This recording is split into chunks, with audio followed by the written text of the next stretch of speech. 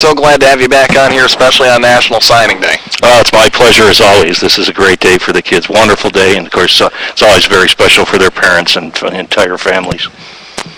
Now, Eddie, you watch so many of these athletes. You cover a lot of sports here at Saint Ignatius, but especially looking back on it, you've taken a special interest in football, basketball, and baseball, and right now you've got out of those three sports 9 guys, and really just tell me a little bit about what you think of this 2010 recruiting class as a whole. Oh, it's very impressive. I mean, what these young men have accomplished, not only on the local and state level, but also on the national level. I mean, all the national rankings that these teams were able to secure top 10 spots in. Of course, number 1 spots in the state of Ohio. It's just very special. And, I look up at that stage and, I think how privileged I really am to have covered so many of these young men. And of course, you've been with us now for a couple of years, specifically covering Wildcat Athletics and Eddie Dwyer's Corner on the website. And especially with football, you look at guys like Scott McVeigh and Jake Ryan, who you've kind of covered since the start in all reality.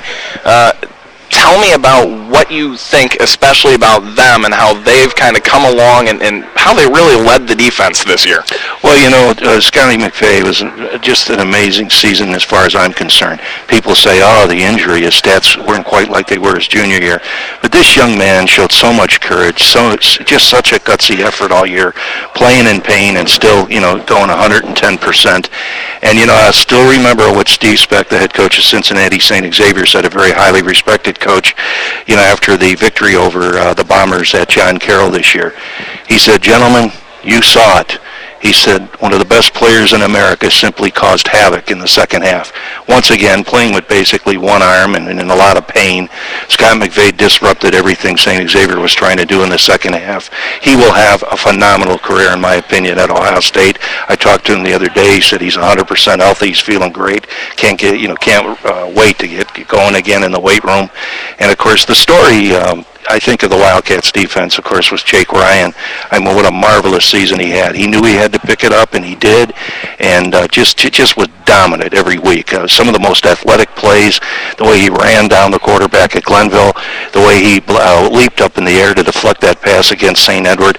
There was a college scout on the sidelines at the St. Edward game that said that play alone would get him a Division I college scholarship. So Jake Ryan, just a fabulous year, and it's so great that the University of Michigan, kudos to them. They stayed on. They looked at film of Jake and said, "Wow!" And I think Michigan's got one of the biggest steals of this recruiting class, and he'll have a phenomenal season for them. Absolutely. Wildcats send 2 guys now to Ashland. Is Kevin Johnson a little bit late to the show, but he gets here. So the Wildcats send an offensive lineman who started over 20 games for them in the last 2 years at really the most important spot on the field, the blind side of the quarterback. And they send a guy who had, in his career, 49 tackles, 2 interceptions, and over 500 yards rushing, 7 touchdowns, and a guy like Kevin Johnson who just has such a high ceiling because of his he's a real physical specimen. Well, I think Kevin Johnson's best football is still ahead of him. I know Coach Collin and I are in full agreement on that. Early in the season, he was kind of hoping he'd get kind of some bigger offers, but, he sacrificed and did a lot for this defense where, it's not a defense where the secondary was really showcased that much. Most of the accolades went to those great linebackers and, of course, the guys up front, Jerry Romella and company. But I think Kevin is a tremendous athlete. Of course, he's a legitimate, about a 10, 10-9, 11 in the 100-meter dash. And, again, he can cover one-on-one. He's a sure tackler. He really worked on that, last off-season as far as his tackling was concerned. So, again, I think his best football is definitely ahead of him. And the Wildcats also send 2 football players to University of Pittsburgh, and their starting quarterback, their starting tight end. We talked about a little bit earlier here. Brennan Carazoni's best football, in my opinion, right now belongs to his blocking. He is an absolute bulldozer, and it's like having a 6th offensive lineman that can run the 4.6 40, 4.5 really. And then, Mark Myers, he had a rocket arm his sophomore year, and a lot of people said he's got great football ahead of him. And really, really, after throwing for 2,200 yards this year, I believe around that number, yeah, he really did have his best football ahead of him. Well, Mark and Brendan, of course, are going to be going to Pitt together, and I think, they both fell in love with the school and the facilities and the coaching staff, and I just think it'll be special to have those two guys playing together. As you mentioned about Brendan, he had some nagging injuries this year, but he is a tremendous blocker, and he's got wide receiver capabilities at that tight end position, great hands, he runs perfect routes, so that's, again, you're right, his best football is definitely ahead of him. I think Mark Moyers, once again, on a national format, showed people what he can do. Steve Trevisano, the highly respected head coach at Mentor High School, called him the best Saint Ignatius quarterback he's ever seen. And Mark led Team USA over the World National Team this past weekend in Florida. He completed 7 of 10 passes, 79 yards, engineered a touchdown drive, and again showed everybody what a powerful arm he has and what a really heady and savvy quarterback he is. And of course, the marvelous size. He passes all the eye tests at 6'5" and 225 pounds. Mike Burke, let's switch over to baseball. Sure. Mike Burke batted over 550 here last season, got a school record with that batting average, and then Jack McClendon, he had that 1.18 ERA, had a little rougher year last year, but I think that's a learning curve, really, now that he's kind of moved up to this next level, starting here for the Wildcats.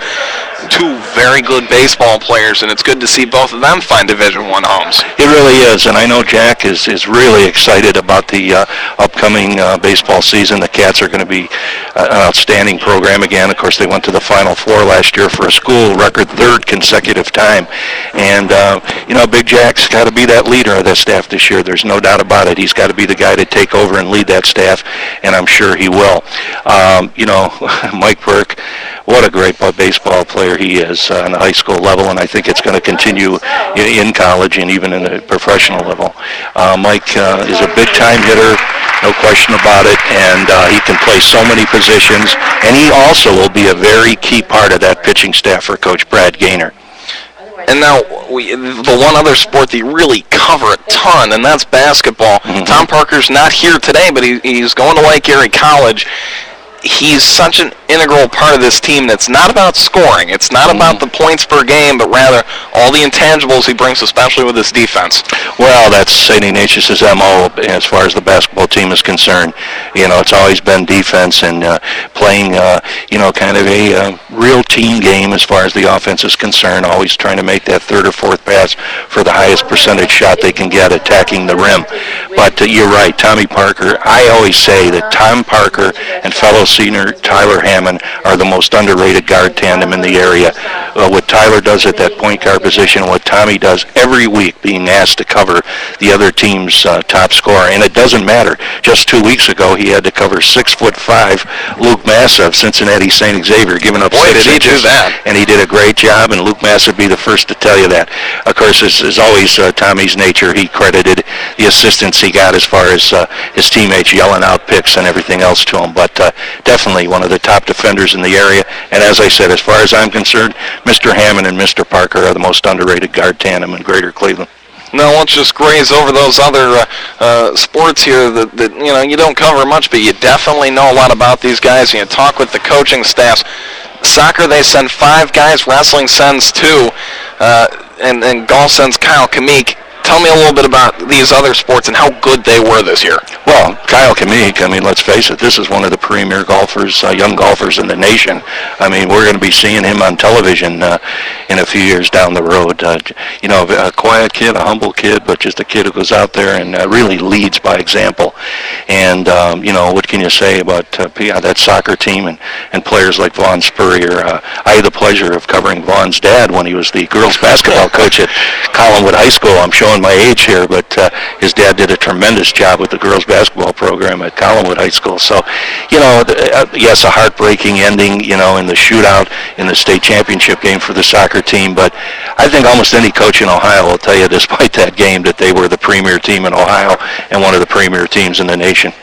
All right, Eddie, thank you so much for joining us. It was a pleasure having you. Always a pleasure for me, Michael. All right. Thank you. Eddie Dwyer, one of the great sports reporters here in Cleveland history. We're going to go ahead and pull off for just 1 minute, come back with Vaughn Spurrier and Jacob Corrigan in just one moment. This is